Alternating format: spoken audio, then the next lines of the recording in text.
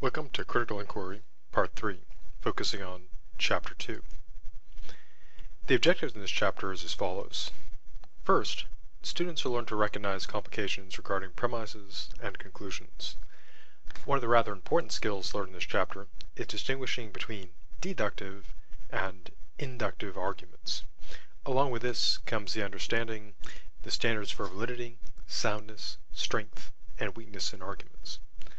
Another objective is to assess an argument with an unstated premise, and then we'll turn to distinguishing between ethos, pathos, and logos. And for the last three objectives, these include identifying a balance of consideration argument, identifying inference to best explanation, or IBE, and using techniques for understanding arguments. We begin with looking at arguments and their general features. As you should recall, an argument in philosophy and critical thinking is not a fight, a battle, or disagreement. It is a set of claims, one of which is known as the conclusion, which is supposed to follow from the others, which are known as premises. So the conclusion is a point being made, and it answers the question, what is the point? Now, to have an argument, what is also needed are the premises. The premises serve as the evidence or reasons for that conclusion. So if the conclusion answers the question, what is the point? The premises answer the question, logically, why should that point be accepted? Now, an argument has one and only one conclusion, and it can have many premises. The way to sort them out is basically in the following manner. First, as we saw, you can ask the two key questions. One is, what is the point, which gives you the conclusion, and the second is, what are the reasons or evidence for that point? And that gives you the premises. There are also indicator words, words that tend to, in this case in English, indicate the likely presence of a premise or a conclusion. In the case of the conclusion, common indicators include thus, therefore, hence, this shows that, this suggests that, consequently, so, accordingly, this implies that, and finally, this proves that. In the case of premise indicators, these include since, because, for, in view of, and finally, this is implied by. Now, there are many different types of arguments, and I'll give two quick examples. First example, premise 1. Anyone who visits websites, especially questionable sites, should have software to remove malware. Premise 2. Bill visits many websites, and quite a few questionable sites. Conclusion, Bill should have software to remove spyware. Second example, the classic argument from design. Premise 1. There can be no design without a designer. Premise 2. The complexity of the universe and its content shows evidence of design. Conclusion, there must be a designer of the universe. Now, interestingly or boringly enough, the conclusion of one argument can be reused or recycled as the premise of another argument, and this is known as an extended argument.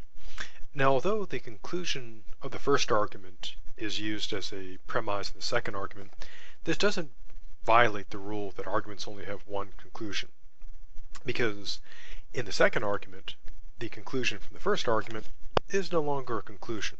It's actually functioned as a premise. Hence, the one conclusion per argument rule is kept intact. Here's an example of an extended argument. Premise 1. There can be no design without a designer. Premise 2. The complexity of the universe and its content shows evidence of design. Conclusion, there must be a designer for the universe. And here's the extension of the argument. Premise 1 of the second argument. If the universe has a designer, the only being up to that task is God.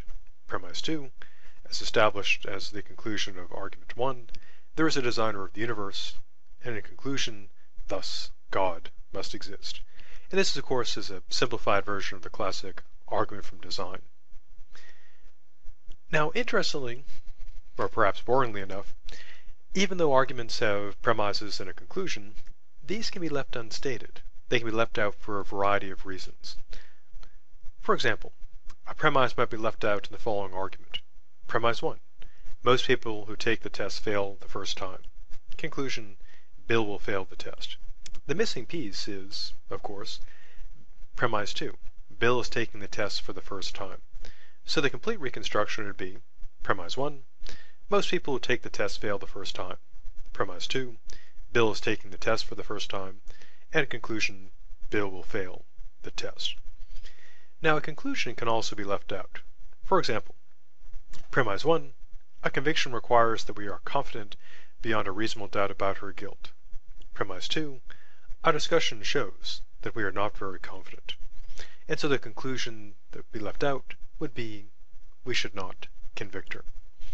Now we'll see more later in the class about unstated premises and how to reconstruct arguments. But now we turn to our next main focus, which is distinguishing between the two kinds of arguments.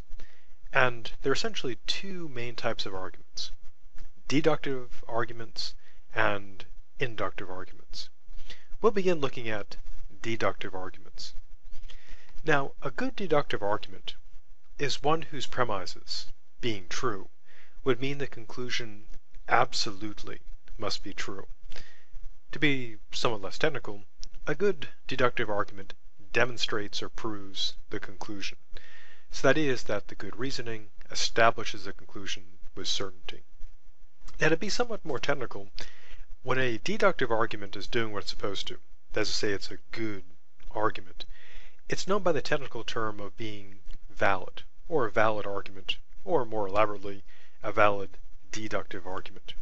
An argument of this type is such that if all the premises were true, the conclusion must be true.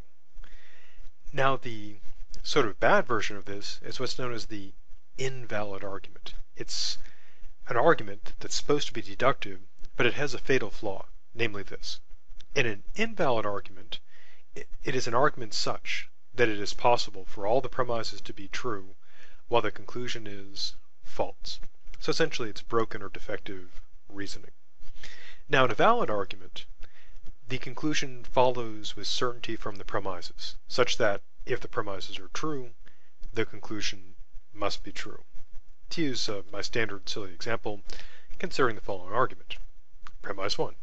If today is Tuesday, then tomorrow is Wednesday. Premise 2. Today is Tuesday. Conclusion, therefore tomorrow is Wednesday. So that would be a valid argument. Now one important concept about validity, or important aspect of the concept, is that whether an argument is valid or not has absolutely nothing to do with whether the premises are true or not. Validity just means that if the premises were true, then the conclusion must be true. So an argument could be valid, but actually have false premises. It could have all false premises and a false conclusion. The only thing that can't occur is to have a valid argument with all true premises and a false conclusion. But any other combination, false premises, false conclusion, true premises, you could have a true conclusion, but you could have some true premises, some false ones, and a false conclusion. The only you can't have is all true premises and a false conclusion. But all the combinations are possible.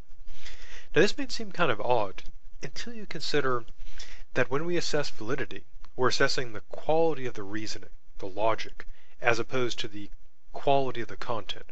So in looking at arguments, there's two main things to consider. Namely, is the reasoning good? And secondly, are the premises plausible? To use my usual crappy analogy, you can think of the reasoning part as sort of like the process of cooking. And so someone could cook with great skill using very poor ingredients, which would be like having a good argument with bad premises.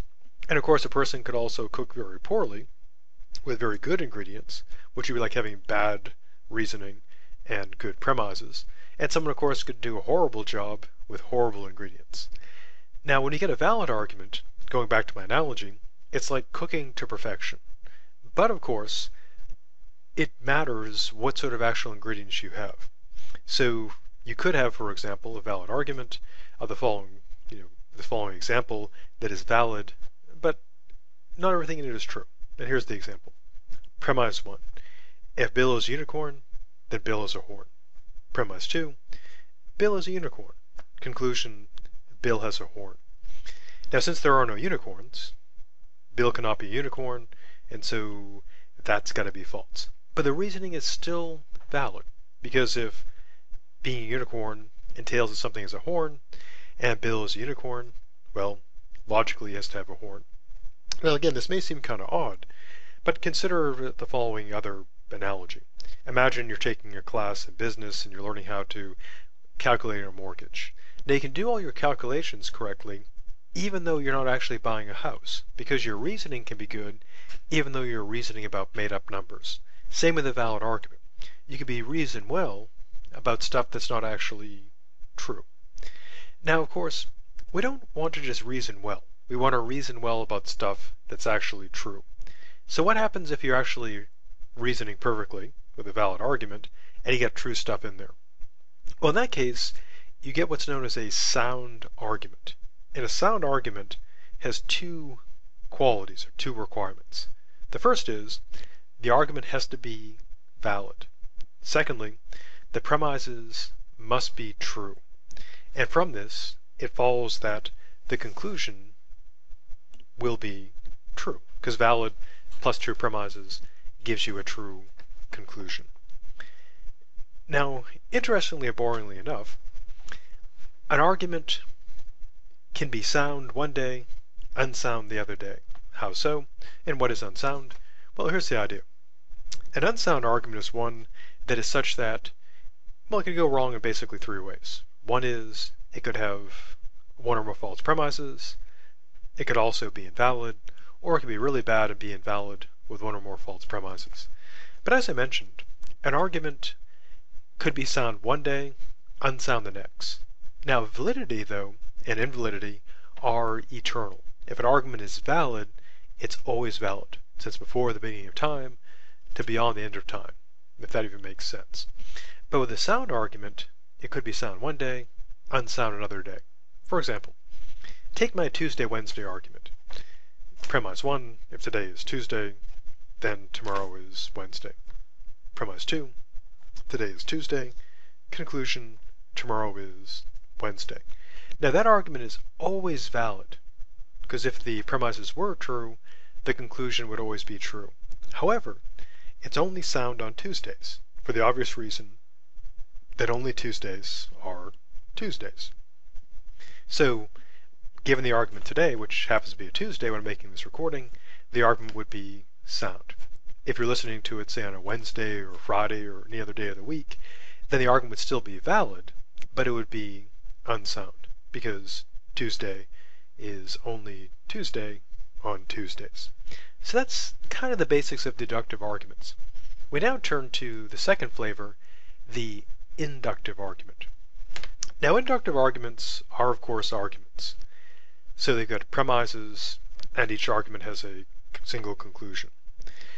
Now, like deductive arguments, a good inductive argument supports its conclusion. So then, the obvious question is, how do they differ?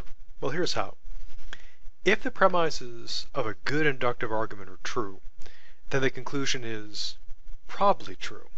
So, deductive arguments deal in certainty. If a deductive argument is valid, the truth of the premises guarantees the truth of the conclusion. In the case of an inductive argument, however, the truth of the premises makes the conclusion likely if it's a good argument, but does not guarantee it. To use my usual stock example, here'd be a good inductive argument. Premise 1, 80% of humans have brown eyes. Premise 2, or rather conclusion, the next person you meet will have brown eyes.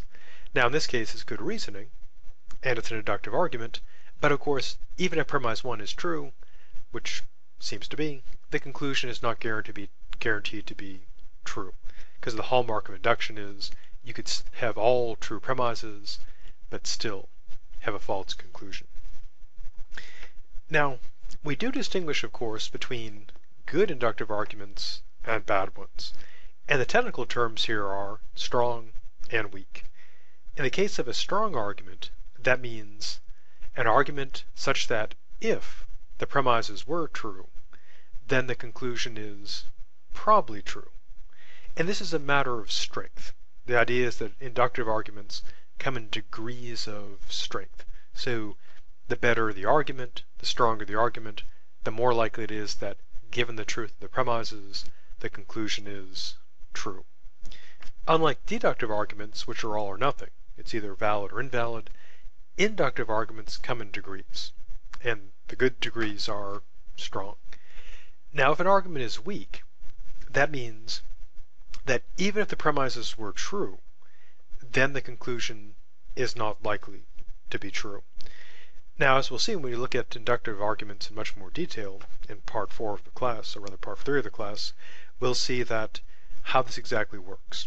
But the basic idea, the basic distinction is with deductive arguments, they have certainty, inductive arguments have probability.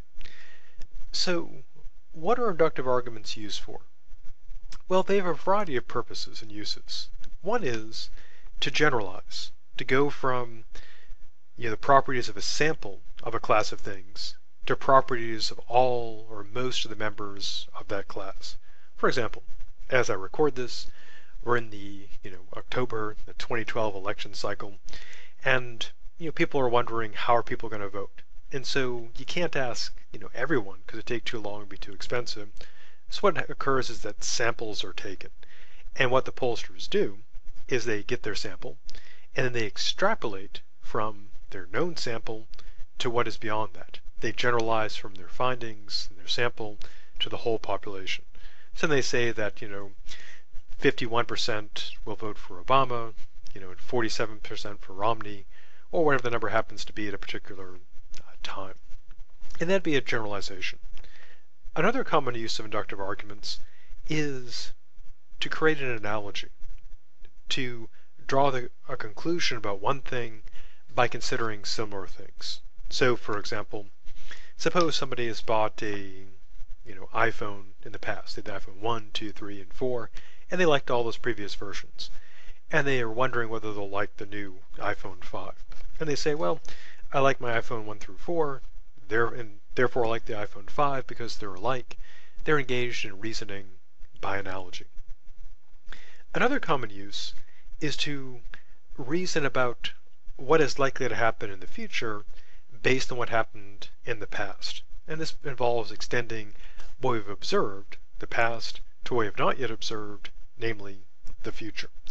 So to use an obvious and silly example, the fact that the sun, appears every day, we infer that since this has occurred in the past, that tomorrow will arrive here, that the sun will rise, or rather the earth will rotate around the sun, so that we get to, the earth will spin and we'll get to see that happen.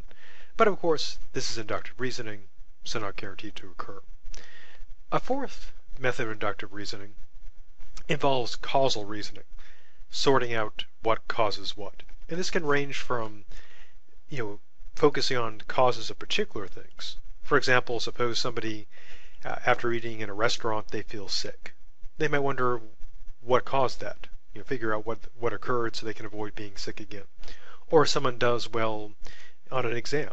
They wonder why that happened, and they can figure out what study method worked. Or if things go badly, they want to reason what went wrong, so they can figure out the cause of the bad grade and counter that next time. We'll also look at causal reasoning in populations. For example, sorting out what effects, say, cholesterol has on people kind of in general, or what impact in terms of, say, economics. So if we say, for example, now we've had the unemployment rate at this point is officially at 7.8%, and a good question is what caused that to occur? Because if something good happens, like unemployment going down, we want to make that happening again, continue that happening, so to know why it's happening. And if something bad happens, like unemployment going up, we want to know why that happens, so we can keep that from happening again. So in recap, there are the two basic types of arguments. The deductive argument, which is capable of being valid, that is to say, if all the premises are true, the conclusion must be true. They can also be invalid, which is such that even if all the premises were true, the conclusion could still be false. And then of course we have sound and unsound. Sound being a valid deductive argument whose premises are all true, so the truth of the conclusion comes about essentially for free. And of course there's the unsound argument, which is invalid, or has one or more false premises, or possibly both. Now with the inductive arguments, as we saw, they deal in probability. The truth of the premises makes the conclusion probable to be true. If it does so, well, we call it strong, which means that if the premises were true, the conclusion is likely to be true, versus weak, which is an argument such that even if all the premises were true, the conclusion is unlikely to be true. Now, one final point in regard to deduction versus induction, one thing you might notice is that by the definition of invalidity, an argument such that if all the premises were true, the conclusion could still be false, inductive arguments would all be invalid, which is technically true. They're all technically invalid, but they do something different. They don't try to be valid, they try to be strong. So we assess inductive arguments in terms of strong or weak, and we just assess deductive arguments in terms of valid or invalid. Now, a final point before closing. One thing you might have noticed is that we talk about, deductive arguments demonstrating or proving, and inductive arguments giving probability. And one important concept in law in particular is the notion of beyond a reasonable doubt. Now in law, the highest standard of proof is proof beyond a reasonable doubt. And in criminal cases, lawyers attempt to present evidence and argue that the evidence connects to guilt or innocence, and the jury, at least in certain types of cases, is not supposed to find the defendant guilty unless the evidence proves guilt beyond a reasonable doubt. Now, proof beyond a reasonable doubt is actually weaker than deductive proof. Deductive proof is proof beyond all possible doubt. So deductively, a claim is proven when it is the conclusion of a sound argument. That is to say, the argument is valid and it has all true premises. So that's a pretty extreme level of proof. However, beyond reasonable doubt just tries to establish something as being true beyond a reasonable doubt, typically, as you might imagine, using inductive reasoning. So that brings us to the end of the replacement lecture for the introduction to Chapter 2. When class resumes normally, we'll press on to deduction, induction, unstated premises, and then move on to balance of considerations and IBEs.